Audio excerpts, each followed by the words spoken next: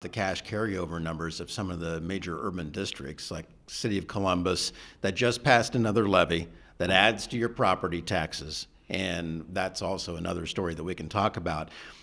Upwards of 275, I believe even $300 million forecast one of their years of the 5-year forecast, which estimates what their on-hand cash carryover would be. Mm-hmm.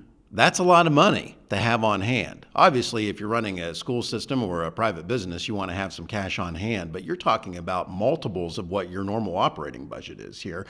And all we hear then from the Coalition of Equity and Adequacy that is challenging the Ed Choice Scholarship Program is schools just don't have enough money.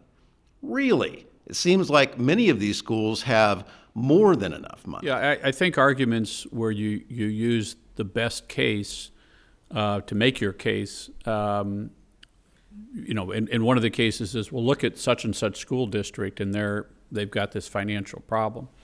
Okay, we should do something about that, but the answer is give everybody lots more money because these guys are sitting on, 150, 200% of what their actual budget is. Most private businesses, a CPA will tell you, like mine, you should have 3 months cash carryover on hand all of the time. And run your operations and things like that. And certainly, public school districts are less flexible than private businesses.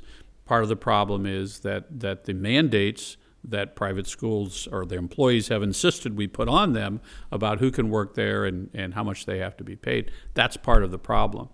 What we have to say, or what we have to understand is not all public school districts are alike. When we try to have a formulas, which we know right now, formulas don't work.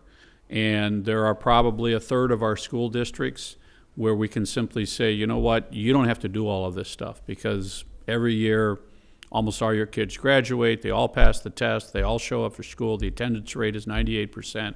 Why is the state bothering them? Let them go do their thing, and if they continue to do that, then we have absolute disasters like the Cincinnati Public Schools. That needs to change. It needs to be taken apart. There needs to be a completely different overhaul.